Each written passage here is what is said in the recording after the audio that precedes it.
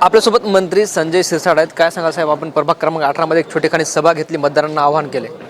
महानगरपालिकेची निवडणूक आहे आणि आमचा जो प्रभाग आहे 18 हा अत्यंत चांगला प्रभाग मानला जातो. या ठिकाणी गेली 30 वर्ष शिवसेना हा प्रभाव या प्रभागात राहिलेला आहे. म्हणून सर्व इथलच्या अपार्टमेंटच्या लोकांनी, आजूबाजूच्या अपार्टमेंटच्या लोकांनी मुद्दाम आज आम्हाला तुम्ही येऊन एकदा भेटा असा आग्रहही केला आणि मला येणं गरजेचंही होतं.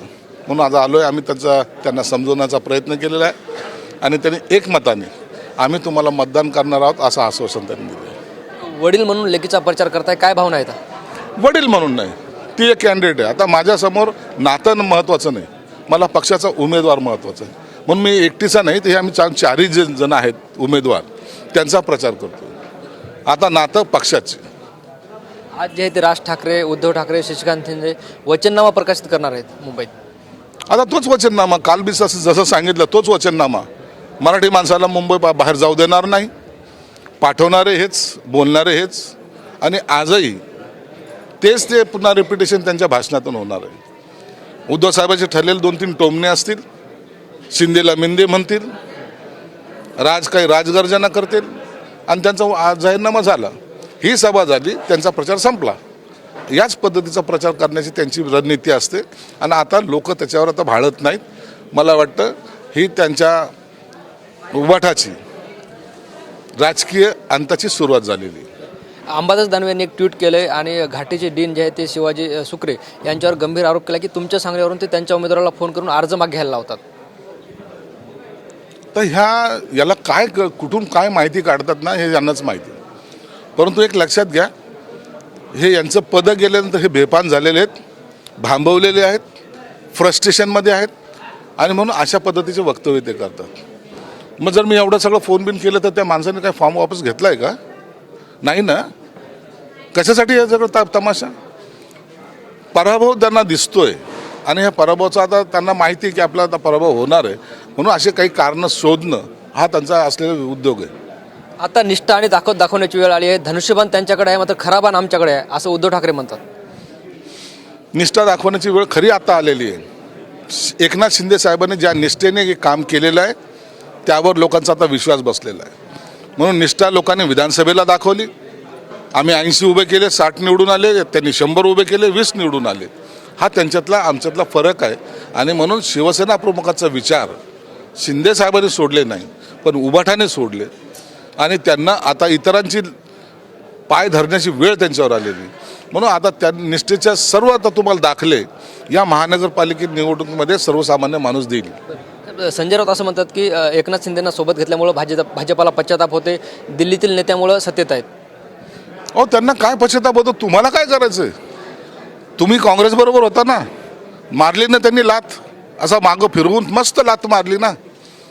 राष्ट्रवादीने पण मारलेलीच आहे. उगाच ते काही कारण नसल्यामुळं तुमच्याबरोबर आहेत. महाराष्ट्रामध्ये कुणाबरोबर युती झाली यांची? महाविकास आघाडीची युती कुणाबरोबर झाली? काँग्रेसची झाली, राष्ट्रवादीची झाली. म्हणून यांची आता युती सगळी गेलेली, डब्यात गेलेले लोक हे आता आम्ही सत्तेत असल्यामुळे त्यांची ही पोटदुखी. दानवे यांनी अशी टीका केली की फडणवीसांनी डोळे वटारले की काही नेत्यांना अमित शहांचे पाय चाटावे लागतात. दानवे चिल्लर माणूस आहे हो. या चिल्लर माणसाच्या स्टेटमेंटला महत्त्व थोडी असतं. काय सांगाल, तुम्ही सुद्धा प्रचारात उतरलात? मी प्रचारात एक पालकमंत्र्याची मुलगी म्हणून नाही, तर एक समाजसेवा करायला म्हणून एक उमेदवार उतरले. तुम्ही आमच्यासोबत बघू शकता, जे आम्ही 4 उमेदवार आहात, ते कोणी असं कधीच म्हणणार नाही की आम्हाला नगरसेवकून ही गाडी घ्यायची या ते गाडी घ्यायची.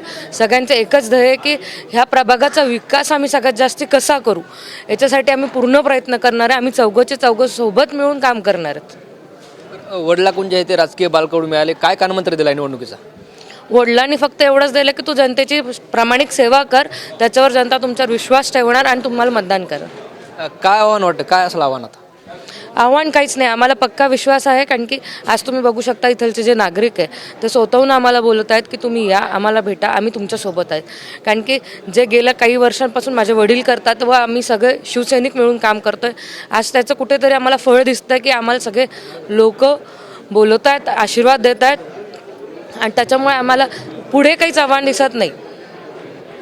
काय सांगाल, ही पहिलीच निवडणूक आहे, मोठी परीक्षा आहे, काय वाटतं? मोठी परीक्षा आणि हा जनतेने दिलेल्या विश्वासामुळे जे काम मी आतापर्यंत एक साहेबांची मुलगी नाही म्हणून तर सामान्य कार्यकर्ता म्हणून काम करत होते, त्याच्यामुळे ही मोठ्या साहेबांनी असेल, शिंदे साहेबांनी असेल या माझ्या वडिलांनी असेल संधी दिली आहे आणि मी खरंच त्या संधीचं सोनं करायचा पूर्ण प्रयत्न करणार आहे. काय वाटतं 16 तारखेचा निकाल काय असेल? नक्की 16 तारखेला तुम्हाला दिसणार आहे की जसं मगाशी साहेब बोलले निष्ठाची आता परीक्षा आहे, तर आमच्याकडेच जास्तीत जास्त सीट 100% निवडून येणार आहेत. निश्चित बघतोय 18 मधील प्रभागातील उमेदवार होत्या हर्षदा शिरसाट, दुसरे उमेदवार आपल्या हां. काय प्रतिक्रिया आहे? हर्षदा तुमच्या हो, आशाताई आमच्यासोबत आहे. काय मुद्दे आहेत विकासाचे? काय विकास भरपूर आहे. निवडून काय सांगाल? 18 मध्ये एक चांगलं पॅनल तुम्ही उभं केलंय, काय मुद्दे घेऊन समोर जाणार जनतेचे?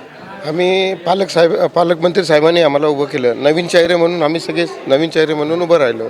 आम्हाला विकास करायचा या विकासाच्या हिशोबाने आम्ही उभं राहिलेलो आहे.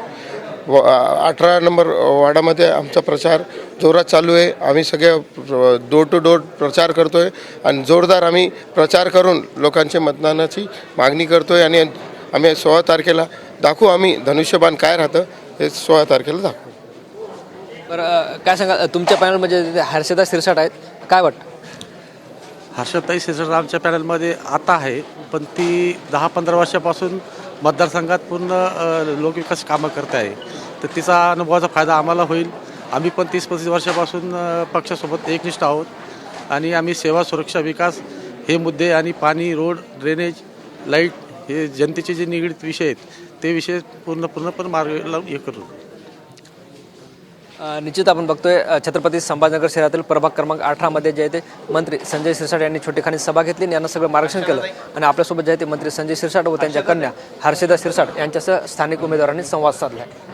कॅमेरा पर्सन हर्षल निकमसह ज्ञानेश्वर लोंढे, TVN मराठी, छत्रपती संभाजीनगर.